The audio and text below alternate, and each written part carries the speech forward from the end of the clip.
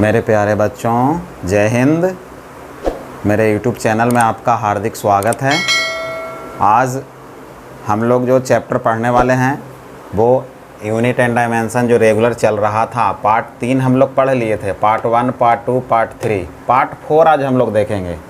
तो यदि आप नए हैं तो चैनल को सब्सक्राइब करें, लाइक करें, कमेंट करें और बेल आइकन को दबाना ना भूलें, जिससे मेरे वीडियो का अपडेट सबसे पहले आप तक पहुंच सके। चलिए,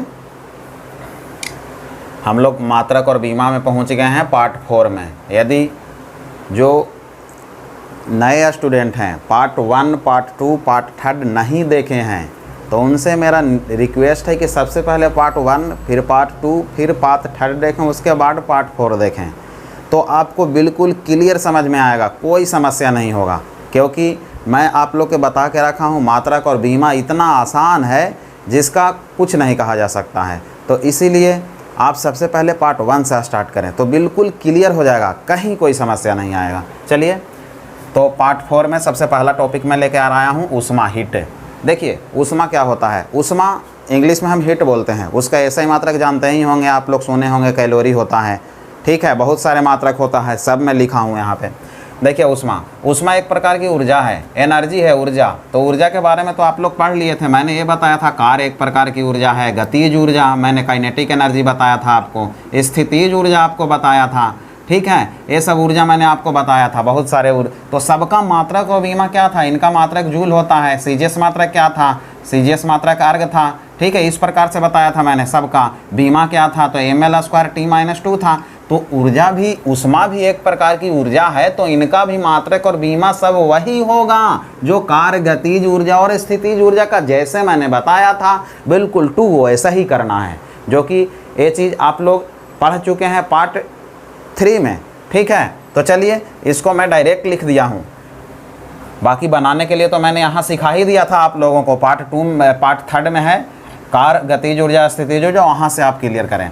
ऊष्मा एक प्रकार की ऊर्जा है जिसका एसआई मात्रक किलोग्राम मीटर स्क्वायर प्रति सेकंड स्क्वायर। कैसे आया था? बताया था मैंने। इसी को तो हम बोलते हैं 1 जूल। अब बीमा इसका, तो किसी भी प्रकार के ऊर्जा का बीमा ml²T-2 होता है। ये भी मैंने जिक्र किया था, वहाँ पे बनाया था। इसके अलावा ऊष्मा के और विभिन्न मात्रक होते हैं। वो कौन कौन होते हैं उसका जिक्र कर लेते हैं। सबसे पहले आप बोलेंगे ऊष्मा का मात्रक तो जूल होता है, उसके अलावा ऊष्मा का मात्रक कैलोरी भी होता है और ब्रिटिश थर्मल यूनिट BTU भी होता है। ठीक है, ब्रिटिश पद्धति में ब्रिटिश थर्मल यूनिट BTU भी होता है। तो देखें, सबसे पहले जूल के अलावा जो मात्रक हैं, सबसे पहले कैलोरी किसका मात्रक है? तो आप बताएंगे ऊष्मा का मात्रक है। ऊष्मा का मात्रक क्या है? कैलोरी है। एक कैलोरी का मान कितना होता है? तो 4.1 जूल होता है, 4.18 जूल होता है एक कैलोरी का मान। एक किलो कैलोरी का मान क्या होगा? तो किलो में 10⁻³ ऐड हो जाएगा, मल्टीप्लाई हो जाएगा, तो 4.18 इंटू 10⁻³ जूल हो जाएगा एक किलो कैलोरी का मान। ब्रिटिश थर्मल यूनिट, ठीक है, BTU भी मात्रक होता है ऊष्मा का। तो इसका एक BTU का मान कितना होता है? तो एक BTU का मान 252 कैलोरी होता है। ये सब वैल्यू बिल्कुल आप याद कर लेंगे, ये सब बहुत इंपॉर्टेंट है, क्वेश्चन से 1 नंबर का आता है। अब अगला देखते हैं, विशिष्ट ऊष्मा, स्पेसिफिक हीट और ऊष्माधारिता। ये दोनों के बारे में हम लोग पढ़ते हैं। देखिए, विशिष्ट ऊष्मा क्या है? विशिष्ट ऊष्मा जिसको हम बोलते हैं स्पेसिफिक हीट। ठीक है, इसका एक फार्मूला होता है Q = mc∆T। उसमें Q क्या होता है? तो Q ऊष्मा है जिसको हम हीट बोलते हैं। M क्या है? द्रव्यमान है, मास है। C क्या है? तो विशिष्ट ऊष्मा। स्पेसिफिक हीट जिसका मात्रक और बीमा हम निकालने वाले हैं, विशिष्ट ऊष्मा, उसमें C है, C का निकालना है। ∆T, तो ∆T जो है ना, डिफरेंस बिटवीन टेम्परेचर, दो टेम्परेचर के बीच में अंतर है, यानी कि ∆T क्या है? तापमान है, टेम्परेचर। चलिए, तो सबसे पहले हमको C का मात्रक और बीमा निकालना है, तो C का वैल्यू निकालेंगे। C का वैल्यू निकालेंगे तो Q ऊपर जाएगा और m∆T नीचे आ जाएगा।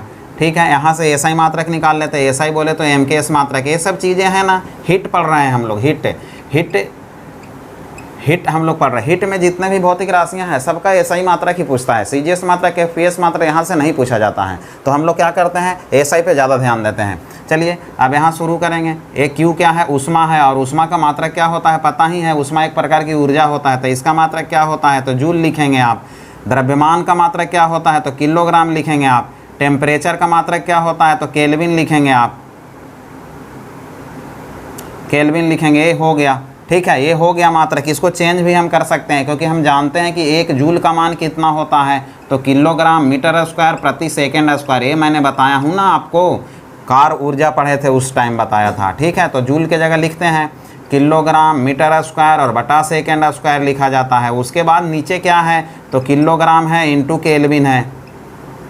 केल्विन है, किलोग्राम से किलोग्राम कट गया तो वैल्यू क्या बनेगा, तो बनेगा मीटर स्क्वायर, नीचे आ जाएगा सेकेंड स्क्वायर इंटू क्या आएगा, केल्विन आएगा। ठीक है दोस्तों, तो ये क्या हो गया, इनका ऐसा ही मात्रक, ये भी हो गया, ये भी हो गया। कहीं दोनों में से कोई भी पूछ सकता है। सीजीएस बनाना चाहें तो मीटर को सेंटीमीटर, ठीक है, सेकंड को सेकंड और केल्विन सब समान होता है मात्रक, एसआई एफपीए सब में, तो आप बना सकते हैं। लेकिन अब सीधे हम लोग बीमा लिख देते हैं इसका डायमेंशन। चलिए डायमेंशन हम लोग लिखेंगे, बीमा लिखेंगे तो आप जानते हैं मीटर का बीमा क्या होता है, तो एल स्क्वायर होगा। सेकंड का बीमा क्या होगा, टी स्क्वायर है तो टी स्क्वायर, केल्विन है तो केल्विन का बीमा के होता है। अब इसको हम सॉल्यूशन करेंगे, एल स्क्वायर ऊपर और टी माइनस में जाएगा और के -1 हो जाएगा, ये इनका बीमा हो गया। लेकिन यहाँ पे एब्सेंट क्या है, एम एब्सेंट है। मैंने बोला था कि जब भी बीमा लिखेंगे तो एम एल टी ये तीनों साथ में रहता है। यदि जो एब्सेंट रहेगा उसके पावर शून्य लगाना है, तो एब्सेंट एम है तो एम का पावर शून्य लगा देंगे, m0 एल स्क्वायर टी -2 और के -1। ये आपका हो गया फाइनल बीमा, किसका, विशेष ऊष्मा का।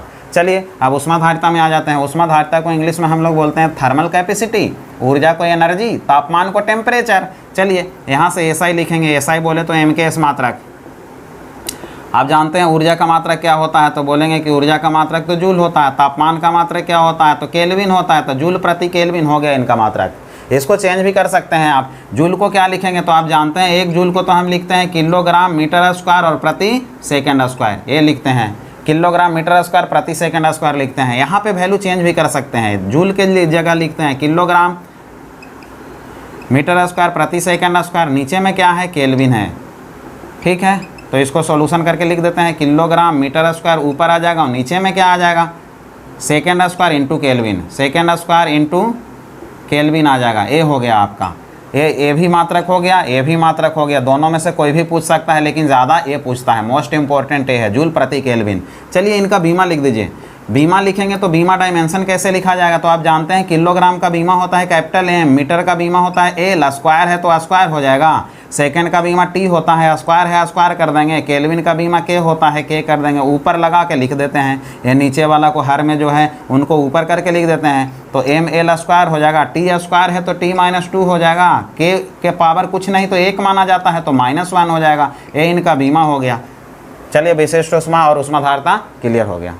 अगला टॉपिक है बोल्ट्जमैन स्थिरांक। ठीक है, बोल्ट्जमैन स्थिरांक VVI बहुत इंपॉर्टेंट है, पक्का पूछता है इसका मात्रक और बीमा। देखें इसमें एक फार्मूला होता है E = UT। इसमें E क्या है, तो E एनर्जी होता है, एनर्जी ऊर्जा, जिसका मात्रक बीमा आप जानते ही हैं। U क्या है, तो U जो है ना उसी को हम बोल्ट्जमैन स्थिरांक बोलते हैं, बोल्ट्जमैन कांस्टेंट बोला जाता है इंग्लिश में। चलें T क्या है, तो T टेम्परेचर है, तापमान का मात्रक जानते ही हैं, केल्विन होता है। चलिए इनका एसआई मात्रक लिख लेते हैं, एसआई बोले तो MKS मात्रक। अब चलिए आप जानते हैं, पहले हमको निकालना है बोल्ट्जमान स्थिरांक का, तो यहाँ से बोल्ट्जमान स्थिरांक U है, पहले फार्मूला बनाएंगे ना उनका, तब तो मात्रक बीमा लिखेंगे। तो फिर E ऊपर चला जाएगा, T नीचे आ जाएगा, ये फार्मूला बन गया बोल्ट्जमान स्थिरांक का।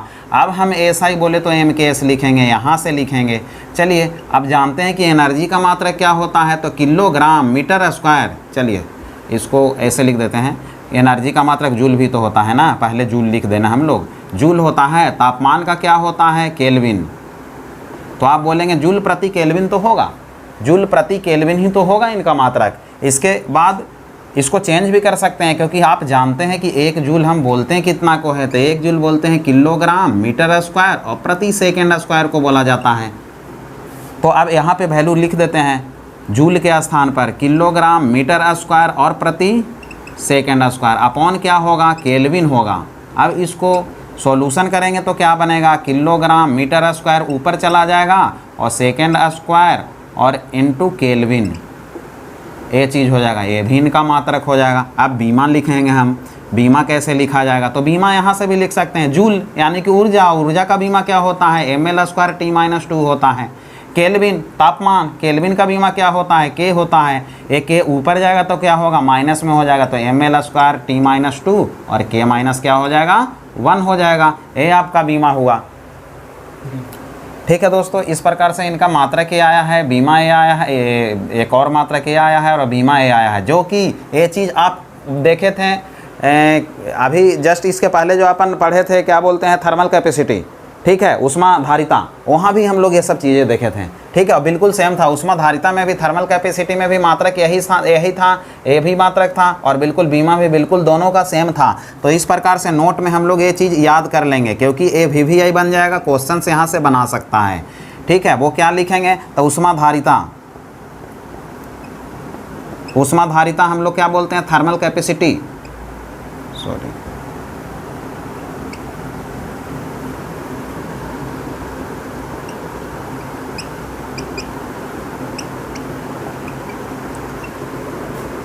और बोल्ट्जमैन स्थिरांक,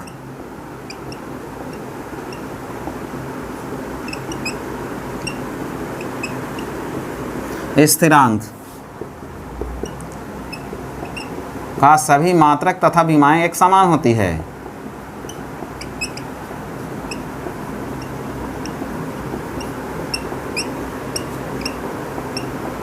एक समान होती है।